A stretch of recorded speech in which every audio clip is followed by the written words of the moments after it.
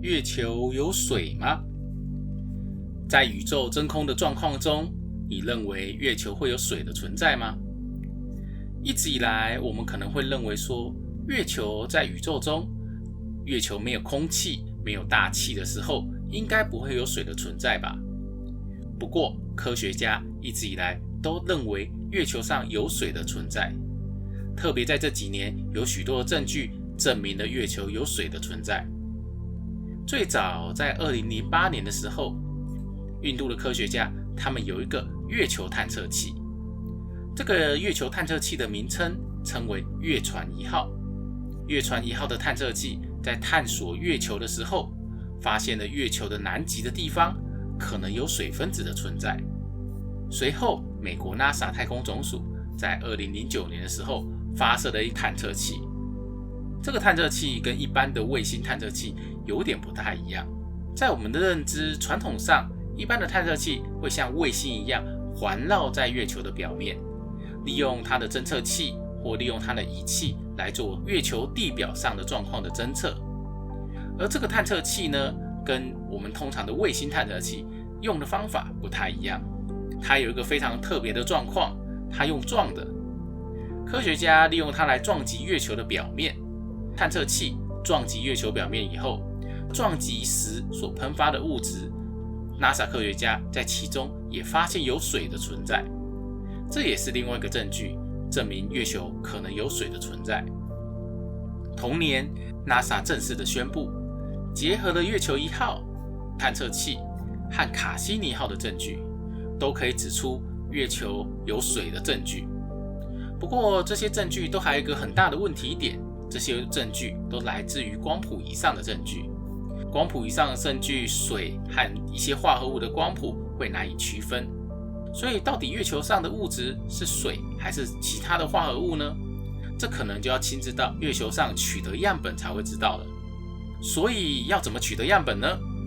在2023年的时候，也就是后年 ，NASA 计划将一个月球车送往南极的月球表面，利用这个月球车来寻找月球是否有水或冰的存在。这个计划可以简称为5个英文单字 VIPER。VIPER 其实就是 NASA 所开发出来的月球车的名字。它会降落在月球南极的某个地方，这个地方有一个永久阴影区。科学家希望这个永久阴影区的地方可以有一些冰或水，这样我们就可以探索月球的资源。这种表面性的冰或水有什么用途呢？这种表面性的水其实可以当成一种未来性的资源，例如作为太空梭的燃料成分之一。到现在目前为止，还没有任何的探测器直接降落在月球的南极。所以2023年的时候，可以说是第一次人类探索月球的南极。如果这里有冰或水的存在，我们也可以利用这些冰或水来探索太阳系所演化的状况。因为这些冰或水可能存在了几十亿年，它应该会有一些资讯提供我们了解这个整个太阳系的存在。而这个月球车如何去找水跟冰呢？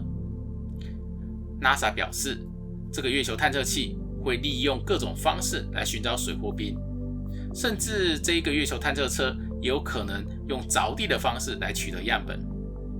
非常特别的是，这个 VIPER 的设备呢，它可以着地大概1公尺深，它可以取得月球上土壤或冰的样本。其实近几年的月球探索，除了美国之外，还有许多国家都在大量进行着，像是中国、印度、俄罗斯、南韩这些国家，其实都在做月球探索的任务。在美国，它有一个宏大的目标，它的目标就是在2024年之前会将太空人重新送往月球上，并且它预计也是降落在这一次所侦测的附近，月球南极的附近。在2024年之前， NASA 将会先把一个机器人团队先送往月球，其中就包含了这一个 VIPER 月球探测车。这也是人类有史以来第一次对月球南极表面做地面型的探索。VIPER 预计会降落在月球上的一座山的附近，这座山称为诺比尔环形山。我们看一下后面的图，这个就是诺比尔环形山的地方。VIP-E-R 预计会在100天内航行大约25公里的距离。这个航行中可能会边探索一边挖掘月球的表面，看看是否有冰或是水的存在。而 NASA 的科学家为什么会选择这个地点呢？主要的原因就是因为这边的地形。这个诺比尔环形山在科学家的评估中，它的地形应该可以让我们的月球车轻松地穿越这个地区，并且它在日照的地方有足够的阳光。你要知道，我们的月球车是利用太阳能提供日照的，利用它来充电，它才可以继续进行在月球上。诺比尔环形山除了日照之外，它也会有阴影处。以目前的科学证据，可能有冰的存在，这也是选择这个地方的主要原因之一。当然，有许多科学家会怀疑这个地方到底有没有冰，不过 NASA 再三强调，他们会选择这个地方，表示这个地方非常有可能有冰的存在。所以月球上真的有冰吗？这个就有待后年2023年时我们就会知道了。以现在的科技，月球车会被送上月球作为探索，相对于火星车的控制非常的遥远，月球车说不定可以及时的观看月球上的状况。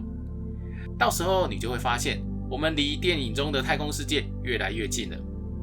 何况在2024年时，还有可能会有太空人会被送上月球。当月球充满了月球车跟太空人的时候，未来会不会产生新的发现或新的殖民，就有待我们未来来观看了。探索宇宙一直以来都是我们最喜欢的事情之一。宇宙这么大，我们超级小，到底宇宙跟我们有什么关系呢？我们接着看下去吧。现代人百科带你来看看这个世界。感谢你的收看，如果喜欢频道，请记得订阅跟分享我们关于宇宙、关于自然、关于生态、关于科学。我们下次见。如果喜欢频道，请记得订阅跟分享我们哦。我们下次见，拜拜喽。